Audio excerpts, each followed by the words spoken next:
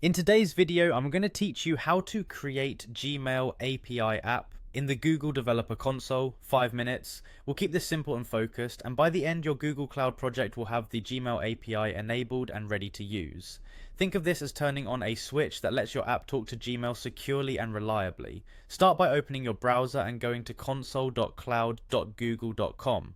Sign in with the Google account that manages your project. If you see a project picker at the top, make sure you're in the project you want to use. Staying organized here helps avoid enabling the API in the wrong place.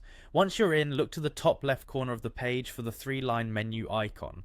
Click that to open the main navigation drawer. From this list, choose API and Services. This area is where you manage which Google APIs your project can use, keep track of usage, and configure access. On the APIs and Services dashboard, find and click Enable APIs and Services.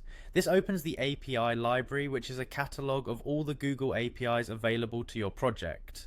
At the top of the library, click into the search bar, type Gmail and press enter. You'll see a list of results. Look for Gmail API. It's the official Google API that lets applications read, send and manage Gmail messages and settings with user consent. Click Gmail API to open its detail page. Here you can skim the description to confirm it's the right service. You'll also see documentation and links you can explore later for reference. Now click Enable. The enable process takes just a moment. When it finishes, you'll be redirected to the Gmail API page for your project, where you can view an overview, metrics, and other details. At this point, your project has access to the Gmail API. That's the core setup complete.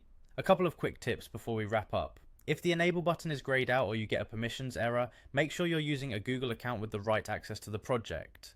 If search doesn't return Gmail API, double check your spelling and that you're in the API library, not the dashboard. And remember, enabling the API simply turns on access for your project. If you plan to call the API from an app, you'll handle credentials and consent configuration separately. That's all you need to enable the Gmail API in the Google Developer Console. Great work, and I'll see you in the next one.